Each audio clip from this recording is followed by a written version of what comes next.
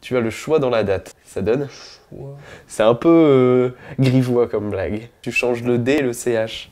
Ah. Doigt. Dans la... Chatte. Voilà. Le scientifique a mis le produit de ses fouilles dans des caisses. À vous de le trouver celui-là.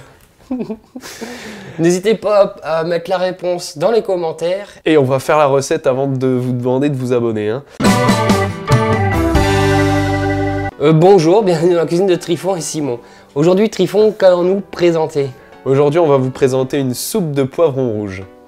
Donc pour faire une soupe de poivrons rouges, qu'est-ce qu'il nous faut?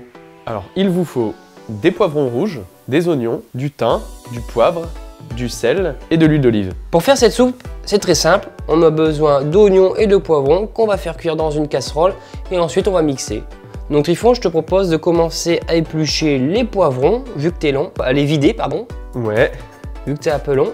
Et moi j'ai coupé et épluché les oignons. Vu que t'es rapide. Tout à fait, comme l'éclair. Au Trifon, les poivrons, est-ce que tu peux en dire un petit peu plus à nos téléspectateurs? Les poivrons, dur à digérer, non? Dur à digérer, c'est l'aliment qui met le plus longtemps à se dégrader dans l'estomac de l'homme. Alors, une soupe de poivrons et d'oignons, ça va pas aider à... Ça va pas être évident. Certains boyaux, hein. Mais après, il y a des gens qui le digèrent très bien. Ce qu'on peut dire aussi sur le poivron, c'est que en fait, le poivron rouge, c'est le poivron le plus mûr. Et donc, c'est celui qui contient le plus de vitamine C, comparé à un poivron jaune ou à un poivron vert. Et d'ailleurs, ce qui est intéressant de noter, c'est que un poivron, un gros poivron rouge, ça contient beaucoup plus de vitamine C que le soleil. Un peu de soleil. Le soleil, c'est de la vitamine D. Que ça te fait, Ah oui, c'est vrai, oui. Donc très simple, hein, là, on coupe grossièrement les oignons. Pareil pour les poivrons. Dans tous les cas, on va faire comme une soupe classique. On va faire revenir ça dans une casserole. Au début, on va mettre un petit peu d'huile d'olive. Alors pour ceux qui ont l'impression qu'on tartine d'huile d'olive à chaque fois, faut préciser que le goulot est très fin et donc c'est un léger filet. Alors que c'est la même bouteille d'huile d'olive qu'on a depuis le début. Regardez ce qu'il y a dans la casserole, c'est-à-dire pratiquement rien. Je vais faire suer les oignons, comme on dit. On va prendre un coup de chaud. C'est vrai qu'en épluche les oignons, on a tendance à pleurer. Est-ce que ça va faire l'objet d'une petite astuce de grand-mère? Mais tout à fait. Donc maintenant, les oignons ont bien sué, hein, ils ont bien dégagé leur suc. On va mettre du thym. Hop, on met les branches complètes qu'on retirera après. Donc maintenant, on va mettre les poivrons.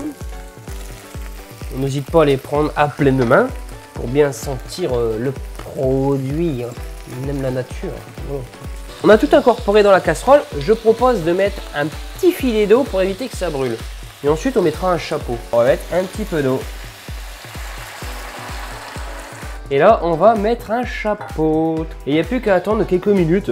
Les poivrons sont cuits. Hein. Petite astuce hein, pour savoir si le poivron est cuit. On prend un couteau, on le plante. Et si ça rentre facilement, c'est que c'est cuit.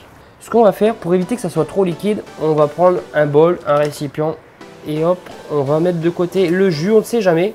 Si jamais c'est trop épais, au moins on aura du jus bouillon qui aura du goût qu'on pourra utiliser. Mets-en pas à côté comme tu sais faire. Hein. Et toi, le problème, c'est que tu vas les éclabousser. Retire la branche de thym. Alors, est-ce que je vais réussir à pas mettre un seul truc à côté? On dirait bien que oui. C'est une première, Trifon n'a pas bavé. Donc à ça, on va ajouter de sel, du poivre. Pour les plus gourmands, Trifon, qu'est-ce qu'on peut mettre? Une petite pointe de crème fraîche. Ou un boursin. Ah oui, c'est vrai, un boursin, oui. Oui, Trifon. C'est vrai que le boursin, ça peut donner un petit peu côté velouté. Qu'est-ce que tu fais avec ta bouteille d'huile d'olive là? T'es menaçant avec ça. Tu as peur que je te frappe avec ou? Non, j'ai peur que tu en mettes beaucoup et que ça choque les internautes. Un petit filet d'huile d'olive, ouais, mais bon, là, elle n'est pas cuite. Hein. Ouais, souvent, l'utilisation de l'huile n'est pas toujours recommandée quand on fait cuire quelque chose parce que l'huile frit ou l'huile qui bout. L'huile chauffe et quand elle commence à fumer, c'est qu'elle a atteint son point de fumée et donc elle commence à se transformer en mauvaise graisse. Si tu le mets à fond les ballons, ça explose. Ça va giquer partout. Sérieux? Bon, voilà. Bon, là, la consistance, c'est un peu comme on souhaitait. Pas besoin de rajouter le bouillon. Voilà, hop. Et on peut ajouter un petit peu de persil pour la beauté du geste. Donc elle peut se déguster chaude comme on vient de le faire ou froid, en gaz pas froid. N'oublie pas de t'abonner à notre chaîne YouTube. Retrouve la recette dans le descriptif. Pose tes questions dans les commentaires. Et... Non Trifon, on n'a pas répondu à l'énigme qu'on avait tout à l'heure. À laquelle? La contrepétrie. Contrepétrie. Mais la contrepétrie, faut la trouver et la mettre dans les commentaires. D'accord. Bon bah on te dit à bientôt. Salut. Salut.